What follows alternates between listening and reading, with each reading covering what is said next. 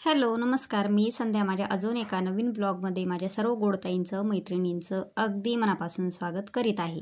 सर्वप्रथम माझ्या सर्व गोडताईंना मैत्रिणींना शुभ सकाळ. तर मैत्रिणींनो, आज इथं जवळपास 7 वाजलेले आहे. घरं झाडले, अंगण झाडलं, सडा झाला, रांगोळी झाली. त्याच्यानंतर आमचं ब्रश वगैरे करून आमच्या तिघांचा पण चहा वगैरे झाला आणि आयुर्वेदिक औषध जे होतं ते पण घेणं झालेलं आहे. परंतु मी ते सगळं काही स्किप केलेलं आहे. म्हणजे सांगायचं असं आहे की पारशे कामं सगळे झालेले आहे आणि इथं साबुदाण्याची तयारी आहे. तर हा व्हिडिओ आहे शनिवार, म्हणजे दुसरा श्रावण शनिवार जो आहे, तर त्या दिवशीचा व्हिडिओ आहे. तर इथं मला आणि स्वातीला उपवास असल्यामुळं मी इथं रात्री साबुदाणा भिजत घातलेला होता आणि समर्थला आणि यांना तर काही उपवास नव्हता. परंतु यांची तब्येत ठीक नसल्यामुळे शुक्रवार आणि शनिवार 2 दिवस यांनी सुट्टी टाकलेली होती. तर हे पण घरी होते आणि आज मला माझ्या सासूबाई जसे मुंजे जेवू घालत होत्या तसे मला आज मुंजे जेवू घालायचे आहे. त्याच्यामुळं मी थोडासा साबुदाणा शिल्लकचाच भिजत घातला. आता मी तर काही साबुदाणा खात नाही, परंतु यांना पण आवडतो, समर्थला पण आवडतो आणि मी थोडासा शिल्लकच साबुदाणा भिजत घातलेला होता. म्हणून सगळ्यात पहिले पारशे कामं वगैरे झाल्याच्या नंतर भांडे, किचन वाटा स्वच्छ करून घेतला. त्याच्यानंतर मी इथं साबुदाणा परतायला घेतला. तर बटाटे आज काही उकडणं झालेले नाही, फक्त असे छोटे छोटे जे पीसेस असताना तसे मी कापून घेतलेले आहे. आणि तूप टाकलं, तुपामध्ये मिरची चांगली फ्राय करून घेतली आणि त्याच्यानंतर 5 मिनटं झाकण ठेवून बटाटे चांगले फ्राय करून घेतले आणि मीठ पण टाकलं, म्हणजे जेणेकरून ते बटाटे कच्चे राहणार नाही. चांगले फ्राय झाल्याच्या नंतर मी साबुदाणा आणि शेंगादाण्याचा कूट होता तो टाकला आणि चांगलं परतू घेतलं. साबुदाणा तयार झाला. स्वाती गेली, यांनी पण साबुदाणा खाल्ला पूजा वगैरे करून. त्याच्यानंतर मी जे मुंजे जेवू घालायचे होते त्या मुंज्यांसाठी मी स्वयंपाकाची तयारी चालू केलेली आहे. तर आपल्याला काही नाही, साधा सिंपल स्वयंपाक करायचा आहे. जशा माझ्या सासूबाई स्वयंपाक करायच्या पहिले तसाच मी स्वयंपाक करते मुंज्यांसाठी. तर हे घरी आहेच, तर म्हटलं चला आज हे पण काम होऊन जाईल.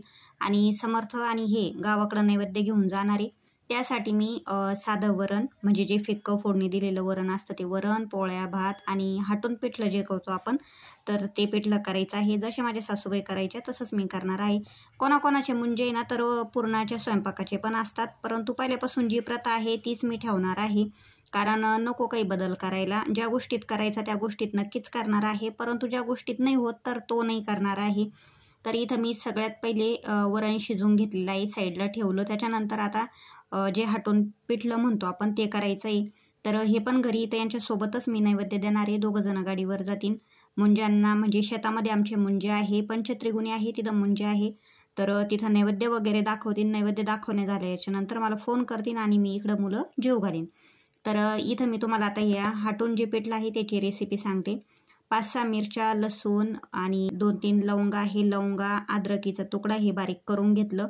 त्याच्यानंतर कढईमध्ये तेल टाकले, जिरे टाकले, तो मसाला जो आहे चांगला फ्राय करून घेतला. हिरवी मिरची, अद्रक, लसूण, लवंग ते चांगला फ्राय करून घेतला. थोडीशी कोथिंबीर टाकली आणि आपल्याला 1-1.5 ग्लास पाणी टाकायचे. कोणी कमी पाणी टाकतं, परंतु मी थोडंसं जास्तीचं टाकते कारण पिठलं चांगलं शिजलं पाहिजे. तर मी इथं 1.5-2 ग्लास पाणी टाकून घेतलं. चवीपुरतं मीठ टाकलं आणि थोडं करून डाळीचं पीठ टाकलं, म्हणजे जेणेकरून गोळे वगैरे होणार नाही. आणि बेलण्याने छान हाटून घेतलं आणि 5-5 मिनटं असं झाकण ठेवून वाफेवर शिजून घेतलं. हाटून पिठलं सर्वांनाच येतं, परंतु मी फक्त दाखवते की मी कसं करते बुवा. माझं सासूबाई थोडंसं पाणी कमी टाकता, परंतु मी थोडंसं जास्तीचं टाकते. वाफेवर वगैरे शिजतं ते चांगल्या प्रकारे, कच्चं वगैरे राहणार नाही. आणि छान पिठलं हाटून घेतल्याच्या नंतर इथं माझं वरण शिजलेलंच होतं. त्याच्यानंतर मी वरणाला छान अशी साधी सिंपल फोडणी दिली. तेल टाकले, जिरे टाकले, हळद टाकली आणि वरण टाकून दिलं शिजलेलं. आणि त्याच्यानंतर कोथिंबीर टाकली आणि चवीपुरतं मीठ टाकलं. तर छानपैकी असं वरणाला उकळी आली. हाटून पिठलं पण झालेलं आहे. त्याच्यानंतर एका साईडला भात टाकून घेणार आहे. तसं यांची देवपूजा वगैरे झाल्याच्यानंतर यांनी जे साहित्य आहे मुंज्याला नेण्याचं ते काढून ठेवलं. गुलाल, गुळ, फुटाणे, मुंज्यांना नैवेद्यासाठी गुळ फुटाणे पण न्यावे लागतात. हळदी, कुंकू, अगरबत्त्या, धूप वगैरे काय पाहिजे ते त्यांनी ते साहित्य त्यांचं काढणं चालू होतं. समर्थाचं पण त्याचं आवरणं चालू होतं. माझं छान इथं वरण झालं, पिठलं झालं, भात एका साईडला लावून दिला. त्याच्यानंतर मी इथं पटपट चपात्या करून घेतल्या. आता छोटे नैवेद्य पण केले. 2 मुंजे आहे तर 2 नैवेद्य केले आणि 4-5 पोळ्या शिल्लकच्याच टाकल्या. कारण यांना मुंजे जेवू घातल्याच्या नंतर यांना म्हटलं छान असं तिथं निवांत जेवण वगैरे करा शेतामध्ये. म्हणून मी इथं असं त्यांचा टिफिन भरून घेतला. नैवेद्य पण दाखवतीन आणि जेवण वगैरे पण करतीन, कारण घरी येईपर्यंत खूप वेळ होईन त्यांना. तर त्याच्यामुळे छान असा मी टिफिन भरून दिला त्यांना, 2 डबे जे होते माझ्याकडं त्याच्यामध्ये, आणि त्याच्यानंतर त्यांना पाठवून दिलं. तर दोघंजणं छान असं त्यांचं जे साहित्य होतं पूजेचं वगैरे ते चालले गेले. आणि ते चालले गेल्याच्या नंतर मी परत माझ्या ज्या चपात्या राहिलेल्या होत्या शिल्लकच्या करायच्या आता, कारण मुलं पण बोलवायचे होते, तर त्या पण करायच्या आहे मला. म्हणून थोडंसं आता सकाळपासून माझे कामं चालू आहे, जशी मी सकाळी उठले तसापासून कामं चालू आहे. तर थोडंसं 5 मिनटं बसले, तर तुम्ही बघू शकता इथं 12:15 झाली. 12:15ला गेल्याच्या नंतर थोडंसं मी बसले, त्याच्यानंतर पोळ्या वगैरे करून घेतल्या आणि त्यांचा नैवेद्य वगैरे दाखवणं झाल्याच्या नंतर त्यांचं देवदर्शन सगळं काही झालं. आणि त्यांनी मला लगेच कॉल केला की तू मुलं आता जेवू घालू शकते, आम्ही नैवेद्य दाखवला. म्हणून मी इथं मुलांना पटकन बोलून आणलं. आता एकाच मुलाला सांगितलं की तू 5 मुलं घेऊन ये, आणि मुलांना जेवायला सांगितलं. मुलं शाळेतून आली होती, एवढं तरी बरं झालं.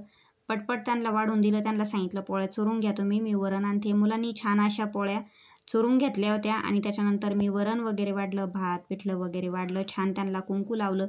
आता कुंकू तर खरं माणूस किंवा मुलगा लावत असतो, परंतु मीच लावून घेतलं इथं. आता समर्थपण आणि हे पण घरी नाही आहे, त्यांना यायला खूप वेळ होणार आहे, गप्पा वगैरे होतील. त्याच्यानंतर मी इथं मुलांना छान वाढून वगैरे दिलं. मुलं मस्त पोटभर जेवण वगैरे केलं. आता मुलांचं बघू शकता, मुलं म्हटलं का काय देवाघरचे फुलं असतात, त्याच्यामुळे त्यांचा धिंगामस्ती वगैरे चालणारच आहे. मुलांचे जेवण झाल्याच्या नंतर आता त्यांना काहीतरी वस्तू द्यावं लागती किंवा नाही तर पैसे वगैरे द्यावं लागते. आता वस्तू मी तर काही आणलेली नव्हती, माझं अचानक ठरलं सगळं, म्हणून मी त्यांना पैसे दिले. त्यांना सांगितलं का तुम्ही वाटून घ्या. त्याच्यानंतर मुलं गेल्याच्या नंतर आता माझे भांडे वगैरे तर खूप राहिले होते, परंतु मी उपवास सोडून घेतला, छान असं जेवण करून घेतलं.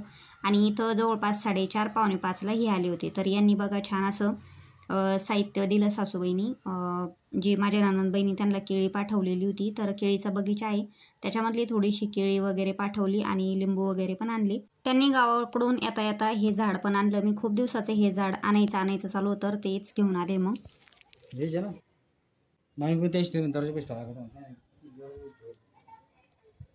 मला आहे ना तर खूप दिवसाचे 4-5 झाडं आणायचेच होते, परंतु त्यांनी गावाकडून येता येता आता हे कुबेराक्षीचं झाड आणलेलंच आहे. अजून 2-3 झाडं राहिले, मी ते नंतर आणेल. आता एखाद्या वेळेस यांना सुट्टी असली का तेव्हा मी घेऊन येणार आहे. ते नको म्हणले, परंतु मला आणायचेच आहे ते झाडं. आणि तसं म्हणलं वास्तुशास्त्रानुसार ते झाडं पाहिजे घरासमोर, म्हणून आणायचे आहे. तर ही छान अशी आमच्या नणंदबाईच्या केळीचा जो बगीचा आहे त्यांची केळी आहे, तर छान आहे मोठी मोठी. आज मी पहिल्यांदा पाहिली. त्याच्यानंतर गावाकडून लिंब आणलेली आहे. आता ह्या लिंबाची पण छान असं लोणचं वगैरे करणार आहे, ते पण मी तुमच्यासोबत शेअर करणार आहे. बघा, त्याच्यामुळेच मी त्यांना लिंब सांगितले होते. आता हे केळी जी आहे ती पिकू घातलेली मी, आता लिंबाचं नंतर लोणचं करेल त्यावेळेस दाखवेन मी तुम्हाला. तर चला मैत्रिणी, आजचा व्हिडिओ मी इथे स्टॉप करते. तुम्हाला व्हिडिओ आवडला असेल तर नक्कीच लाईक, शेअर आणि सबस्क्राईब करा. बाय.